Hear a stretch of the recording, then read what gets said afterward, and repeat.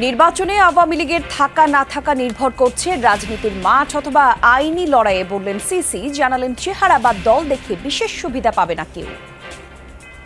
আওয়ামী লীগকে আনা বা না আনার ব্যাপারে একটা রাজনৈতিকভাবে একটা ফয়সালা হবে। আমাদের তরফ থেকে আমরা এখনো ওই বিষয়ে কোনো প্রিমেচিউর কোনো কমেন্ট আমরা করতে চাই না যে আওয়ামী লীগকে আনবো কে আনবো না, এটা নয়। এটা কারণ বিতর্ক চলছে, বিতর্কটা শেষ হোক। নীরব এলাকা হিসেবে ঘোষিত সচিবালয়ে শব্দ দূষণ ছাড়িয়েছে নির্ধারিত মাত্রার 2 গুণ। বিমানবন্দরের আশেপাশেও ভয়াবহ মাত্রার আওয়াজে বিরক্ত মানুষ। ইমপ্লিমেন্টেশনে আমাদের ব্যর্থতার কারণে এই নীরব এলাকাগুলো কোনোভাবেই নীরব হয়নি। অধিকন্তু কোনো এলাকাতে নীরব এলাকা ঘোষণার পরপরই শব্দ দূষণের পরিমাণ বৃদ্ধি পেয়েছে। আলেপ্পো হামলার পর এবার হোমসে প্রবেশের পথে সিরিয়ার বিদ্রোহী গোষ্ঠী HTS পৌঁছে গেছে শহরের সীমান্তে। রুশ সিরীয় বাহিনীর যৌথ হামলায় নিহত 20 জন।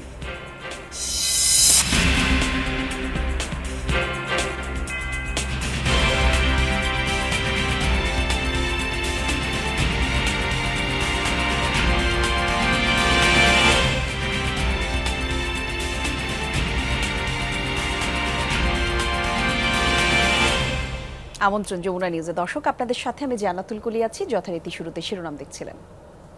আওয়ামী লীগের নির্বাচনে থাকা না থাকার ফয়সালা হবে রাজনীতির মাঠে অথবা আইনি লড়াইয়ে। তবে সুষ্ঠু এবং প্রতিযোগিতামূলক নির্বাচন আয়োজনে বদ্ধপরিকর কমিশন। সহকর্মী লাভলি বিথির সাথে আলাপে এসব কথা বলেছেন সিসি AMM নাসির উদ্দিন। তিনি বলেন, কারো চেহারা বা দল দেখে বিশেষ সুবিধা দেওয়া হবে না।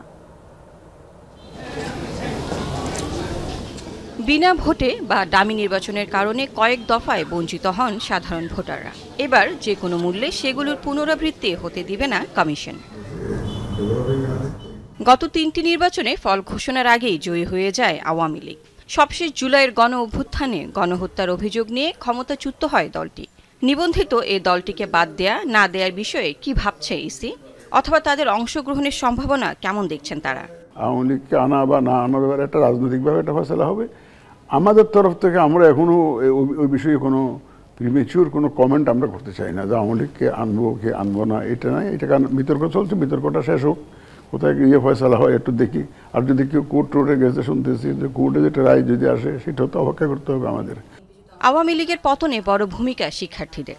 এখন তারা নাগরিক কমিটি, বৈষম্য বিরোধী ছাত্র আন্দোলন সহ বিভিন্ন ব্যানারে সক্রিয়। শোনা যাচ্ছে রাজনৈতিক দল গঠনের কথা, তবে কোনো দলকেই বিশেষ চোখে দেখা হবে না। কারোর জন্য স্পেশাল বেনিফিট নয়। আমরাও একদম যেই আসুক, যেই রাজনৈতিক দল করুক, আমি তো মনে করি ওইটাই স্পেশাল ফেভার। আমি যদি ফেয়ার ইলেকশন দিতে পারি, জনগণ যদি যাদেরকে সাপোর্ট করে, জনগণ যদি তাকে যদি ভোট দিতে পারে, এটাই তো স্পেশাল ফেভার। আগে তো ওই ফেভারটাই পায় না মানুষ। নতুন কমিশন দায়িত্বকে চ্যালেঞ্জ হিসেবে নয়, সুযোগ হিসেবে দেখছে। মানসিকভাবে প্রস্তুত আছেন তারা, জানান প্রধান নির্বাচন কমিশনার। শেষ বয়সে এসে অন্তত একটা ভালো কাজ করে যেতে পারি। Lovely Bithi, Jamuna News, Dhaka. নীরব এলাকা হিসেবে ঘোষিত সচিবালয় এলাকায় শব্দ দূষণ হয় সর্বোচ্চ 94 থেকে 100 ডেসিবেল, যা দিনের বেলার জন্য আদর্শ মানের শব্দমাত্রার 2 গুণ বেশি। সম্প্রতি বিমানবন্দর এলাকাকেও নীরব এলাকা ঘোষণা করা হয়, কিন্তু শব্দ দূষণ কমার কোনো প্রবণতা নেই সেখানে। বাকিটা জানাবেন সহকর্মী ফারহানা নান্সি। ছবি তুলেছেন আরেক সহকর্মী শাহরিয়ার সৈকত। শব্দ দূষণের এত উচ্চ মাত্রা শুনে কি মনে হচ্ছে এটা সাম্প্রতিককালে ঘোষিত কোনো নীরব এলাকার? তবু চারপাশে সাইনবোর্ডের সতর্কীকরণ কিন্তু বেশ চোখে পড়বে। স্টামফোর্ড বিশ্ববিদ্যালয়ের পরিবেশ বিজ্ঞান বিভাগের গবেষণায় উঠে আসে, সচিবালয়, বিমানবন্দর এলাকা থেকে লা মেরিডিয়ান পর্যন্ত এলাকায় আগের চেয়ে শব্দ দূষণের মাত্রা কমে তো নাই, বরং কিছু ক্ষেত্র বিশেষে বেড়েছে। যমুনা টেলিভিশনের অনুসন্ধানে উঠে আসে মজার তথ্য। যেখানে বসে শব্দ দূষণের মাত্রা নির্ধারণের অফিসিয়াল কাজ হয়, সেই সচিবালয় এলাকায় 1 মিনিটের শব্দমাত্রা রেকর্ডে 70 ডেসিবেলের নিচে নামেনি শব্দমাত্রা, আর সর্বোচ্চ 98 ডেসিবেল পর্যন্ত। সচিবালয়ের চারপাশে শব্দের দূষণের পরিমাণ সবচেয়ে বেশি। এটি নীরব এলাকা হওয়ার আগেও বেশি ছিল, নীরব এলাকা ঘোষণা করার পরেও এটি বেশি আছে। এটি ইমপ্লিমেন্টেশনে আমাদের ব্যর্থতার কারণে এই নীরব এলাকাগুলো কোনোভাবেই নীরব হয়নি। অধিকন্তু কোনো এলাকাতে নীরব এলাকা ঘোষণার পরপরই শব্দ দূষণের পরিমাণ বৃদ্ধি পেয়েছে। বিমানবন্দর এলাকারও একই অবস্থা। শব্দ দূষণে ত্যক্ত বিরক্ত সব বয়সীরা, আর রাস্তায় যাদের কাজ তাদের তো শারীরিক নানা সমস্যা নিয়েই বসবাস রাজধানী জুড়ে। শব্দ দূষণের জন্য এখানে অনেকদিন আগেই হর্ন বাজানো বন্ধ করার নির্দেশ দেওয়া হয়েছে, কিন্তু এখানে তা কেউই আসলে সেভাবে পালন করছে না। শব্দ তো অনেক বেশি, শব্দ আপনার সাথে আমি কথা বলতেছি চিল্লিয়া, সেটাই বোঝা যাচ্ছে না, শব্দ অনেক বেশি না। নীরব এলাকা ঘোষণা করা হয়েছে ঠিকই, কিন্তু আমরা তো নীরব এলাকা পাচ্ছি না এবং শব্দ দূষণ প্রতিনিয়ত আছে। এটা একটা মানসিকভাবে অনেক সময় দেখা যায় সারাদিন পরে অনেকটা স্ট্রেস থাকে, যেটার কারণে যখন এই শব্দ দূষণটা হয় তখন অনেক মনে হয় যে আর পারতেছি না নিতে। আমরা যখন বাসা বাড়িতে যাই তখন আমরা দেখা যায় ঘুমের ক্ষেত্রে দেখা যায় আমরা একটা ব্যাডলি ইম্প্যাক্ট এটা আমার উপর পড়ছে। ইভেন ইনফ্যাক্ট দেখা যায় যে কোনো কর্মক্লান্তি শেষ করে মানে এই কাজের সময়টা শেষ করার পরে একটা ক্লান্তির যে একটা অবসাদ বা একটা সময়, সেটা আমরা নর্মালি দেখা যাচ্ছে সেভাবে আমরা মানে নিজেদের ক্ষেত্রে আমরা করতে পারছি না। শব্দ দূষণের অন্যতম কারণ গাড়ির হর্ন। যানবাহনের শব্দ ছাড়াও রয়েছে বেশ কিছু উৎস। সবচেয়ে বেশি শব্দ দূষণ হয়ে থাকে গাড়ি থেকে, সেখানে 60 থেকে 65% গাড়ির ইঞ্জিনের শব্দ, হর্নের শব্দ, গাড়ির চাকার শব্দ, এখান থেকে শব্দ দূষণ হয়ে থাকে। তো আমাদের রাজনৈতিক, সামাজিক, সাংস্কৃতিক, ধর্মীয় যে অনুষ্ঠানগুলো আছে সেগুলো থেকে শব্দ দূষণ হয়ে থাকে। নীরব এলাকার ঘোষণা শুধুমাত্র এই সাইনবোর্ডগুলোতেই সীমাবদ্ধ থেকে যাচ্ছে। সম্প্রতি ঘোষিত নীরব এলাকাগুলোতে শব্দ দূষণের মাত্রা কমার কোনো লক্ষণ তো নেই, বরং কিছু সমীকরণে আরও বেড়েছে। কিন্তু কেন? এর উত্তর জানতে যেতে হবে গোড়াতে। বিশেষজ্ঞদের মতে এর সমাধান খুঁজতে হবে আইনের শাসনের কঠোর বাস্তবায়নে। Farhana Nancy, Jamuna News, Dhaka. চাঁদাবাজদের দৌড়াতে নাজেহাল ফেনীর 6 উপজেলার মানুষই। চাঁদা না দেয়ায় গেল বৃহস্পতিবার একটি এক্সক্লেভেটরও আগুনে পুড়িয়ে দেয় দুর্বৃত্তরা। হামলা, লুট আর হুমকিতে থমকে আছে বিভিন্ন স্থানের ঠিকাদারি কাজ। স্থানীয়দের অভিযোগ, এসব চাঁদাবাজরা বিএনপির রাজনীতির সাথে জড়িত। তবে দলের নাম ভাঙিয়ে চাঁদাবাজি করলে সাংগঠনিক ব্যবস্থার আশ্বাস নিয়েছে জেলা বিএনপি। ফেনী সদরের ফাজিলপুর এলাকা। গেল বৃহস্পতিবার এক্সকেভেটর আগুনে পুড়িয়ে দেয় দুর্বৃত্তরা। ঠিকাদারের অভিযোগ, চাঁদা না দেয়ায় হামলা, লুটপাটও চালানো হয়েছে। এরা আপনার সমস্যা সৃষ্টি করতে এভাবে, কখনো আপনার দেখা যাচ্ছে ঠিকাদারের মালামাল নিয়ে যাচ্ছে, কোনো সময় ব্যাটারি চুরি করে নিয়ে যায়। চিনি আরগুলো ফেনীতে দিকে কামরুল। আমি কি হয়েছে আমার কাছে জিজ্ঞার কথা শুনে ফোন দিছে বটতলি বাজার সোজে ফোন দিয়ে বলছে তুমি তো রাস্তাটা দেখাশোনা করো। আমি বলছি হ্যাঁ। বলছে এই পোলাভানগুলো যে বেকার পড়ে আছে আজকে 16-17 বছর, এগুলো তো কোনো কিছু করে খাইতে হবে। জেলার 6 উপজেলার বিভিন্ন স্থানেই বেড়েছে চাঁদাবাজদের দৌরাত্ম্য। কোনো ঠিকাদার বাস্তবতা মেনেই কাজ চালিয়ে যাচ্ছেন। এরই মধ্যে ফাজিলপুর, ফরাদনগর সহ কয়েকটি এলাকায় সড়ক সংস্কার কাজ বন্ধ হয়ে গেছে। স্থানীয়দের অভিযোগ, চাঁদাবাজরা বিএনপির রাজনীতির সাথে জড়িত। আমি বিএনপির অমুক বলে তমুক বলে বিভিন্ন কথাবার্তা বলি, বিভিন্ন প্রজেক্ট রুলের ভিতরে যাই সাদা দাবি করে। যারা কন্ট্রাক্টর তাদের কাছে সাদা হইতেছে, তাদের ইট নিয়ে যাইতেছে, তাদের কংক্রিট নিয়ে যাইতেছে, বালি নিয়ে যাইতেছে। 5 আগস্টের যে পরিবর্তিত পরিস্থিতি, এই পরিস্থিতিতে godfather, godmother, grand godfather, grand godmother, sister পথে পথে জন্ম নিয়েছে। যারা দলের নাম ভাঙিয়ে চাঁদাবাজি কিংবা অরাজকতায় জড়াবে তাদের বিরুদ্ধে সাংগঠনিক ব্যবস্থা নেয়ার আশ্বাস দিলেন জেলা বিএনপির এই নেতা। সমাজের ক্ষতি হয় এসব কাজে যারা লিপ্ত থাকবে তাদের প্রতি যদি কেউ অভিযোগ করে, সেটা তদন্তের মাধ্যমে জেলা কমিটির অধীনস্থ যে সংগঠনের অধীনস্থ কমিটির মাধ্যমে তারা তদন্ত করে তার বিরুদ্ধে সাংগঠনিক ব্যবস্থা নেওয়া হবে। পুলিশ বলছে ফাজিলপুরে এক্সকেভেটর পোড়ানোর ঘটনায় মামলা হয়েছে, ছাড় পাবে না চাঁদাবাজির সাথে জড়িতরা। যারা ঠিকাদার কাজ করে তাদেরকে আমরা নিরাপদভাবে এবং নিশ্চিন্তভাবে কাজ করানোর জন্য আমাদের পথে আসে। সড়কের ভাঙন রোধে ও টেকসইয়ের জন্য এই গাইডওয়ালটি করা হয়েছে। দুর্বৃত্তদের চাঁদা না দেওয়ার কারণে তারা এই গাইডওয়ালটি ভেঙে ফেলেছে। এ সকল চাঁদাবাজদের দ্রুত আইনের আওতায় আনার দাবি এই এলাকার বাসিন্দাদের।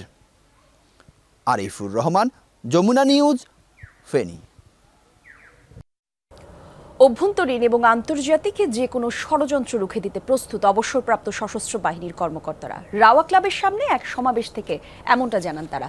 ভারতীয় আধিপত্যবাদের বিরুদ্ধে করা হয় এই সমাবেশ। সাবেক সেনা কর্মকর্তারা ভারতীয় আগ্রাসন এবং অপপ্রচারের সমালোচনা করেন। বলেন 5 আগস্টের পর একের পর এক আগ্রাসী আচরণ করছে ভারতের গণমাধ্যম এবং কিছু রাজনীতিক। আগরতলায় বাংলাদেশের সহকারী হাইকমিশনে হামলা এবং পতাকার অবমাননায় স্বাধীনতা ও সার্বভৌমত্বের ওপর হুমকি পড়েছে বলে মনে করেন তারা। সরকারের প্রতি তাদের আহ্বান, ভারতের সাথে নতজানু পররাষ্ট্রনীতি নয়, হতে হবে সমতার ভিত্তিতে। এছাড়া বিগত সরকারের সময়ে ভারতের সাথে করা চুক্তিগুলো প্রকাশের দাবি করা হয়। এরপর একটি বিক্ষোভ মিছিল বের করেন সাবেক সেনা কর্মকর্তারা। আমরা যে আজকে ঐক্যবদ্ধতার ডাক দিয়েছি, আমাদের এই প্রচেষ্টা আজকের এই সমাবেশেই শেষ নয়। বাংলাদেশের বিরুদ্ধে আভ্যন্তরীণ আন্তর্জাতিক যে কোনো ধরনের ষড়যন্ত্র হবে, আমরা আপনাদের সকলকে সাথে নিয়ে সেই ষড়যন্ত্রকে রুখে দিতে চাই। গণঅভ্যুত্থানে নিহত চট্টগ্রাম বিভাগের ১১০ জন পরিবারকে আর্থিক সহায়তা দেবে জুলাই শহীদ স্মৃতি ফাউন্ডেশন। যোগ দিয়েছেন ফাউন্ডেশনের প্রধান নির্বাহী মীর মাহবুবুর রহমান স্নিগ্ধ, সাধারণ সম্পাদক সার্জিস আলম। আর এই বিষয়ে আরো জানাতে যুক্ত হচ্ছেন সহকর্মী মামুন রশিদ অভি। একটু জানাবেন চেক বিতরণ শুরু হয়েছে কিনা, অনুষ্ঠানে বিস্তারিত কি কি তথ্য আছে আপনার কাছে একটু জানাবেন আমাদের।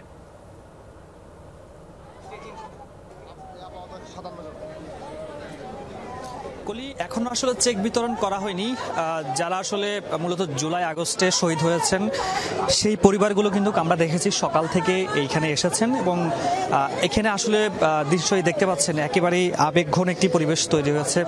অনেকে সন্তান হারিয়েছেন, কেউ ভাই, কেউ স্বামী, পরিবারের একেবারেই উপার্জনক্ষম ব্যক্তিদেরকে অনেকে হারিয়েছেন, অনেকের প্রিয় সন্তানদেরকে হারিয়েছেন। সেই সন্তানদেরকে হারিয়ে বাবা মা উভয়ই আসলে পুরো পরিবার কিন্তু সকলেই একেবারে আবেগে আপ্লুত।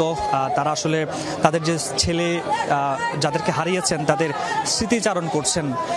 সেই স্মৃতিচারণ দেখতে পাচ্ছেন চট্টগ্রাম বিভাগের বিভিন্ন জায়গা থেকে এসেছেন। নোয়াখালী, মিরসরাই, সীতাকুণ্ড, চট্টগ্রাম মহানগরী ছাড়াও বিভিন্ন যে সমস্ত জায়গাগুলো রয়েছে সেখান থেকে কিন্তু তারা এসেছেন এবং তারা বলছিলেন যে আসলে তাদের ছেলে মেয়েদের কথা, অনেকের যেই স্বপ্ন ছিল, ছেলেদেরকে নিয়ে যে স্বপ্ন ছিল সেই স্বপ্নের কথা বলছিলেন।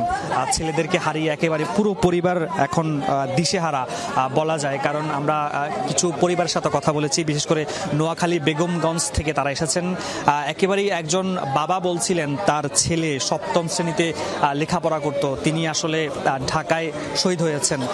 ঢাকা সাইনবোর্ড এলাকায়, কেউ যাত্রাবাড়ি এবং চট্টগ্রাম মহানগরীর নিউ মার্কেট সহ বিভিন্ন জায়গায় শহীদ হয়েছেন। সেই ছেলেদের কথা আসলে তারা বলছিলেন যে মায়েরা, বাবারা একেবারেই দিশেহারা বলা যায়। এখন পর্যন্ত যে বিগত প্রায় ৩-৪ মাস যে সময়টুকু, সেই সময়টুকুর মধ্যেই ছেলেদেরকে এখনো তারা ভুলতে পারছিলেন না এবং তারা আসলে বিভিন্নভাবে কান্না করছেন, বিলাপ করছেন, তাদের ছেলেদের কথা বলছিলেন। আসলে এটি কোনোভাবে ভোলার নয় এবং আমরা দেখেছি যে চেক বিতরণ করার জন্য যে এরই মধ্যে যাদেরকে সিলেক্ট করা হয়েছে সবাই কিন্তু এখানে এসেছেন এবং কিছুক্ষণের মধ্যেই কিন্তু সমন্বয়করা কিন্তু ঢাকা থেকে এসেছে, চট্টগ্রাম থেকে যারা রয়েছেন, রাসেল তিনিও এখানে এসেছেন।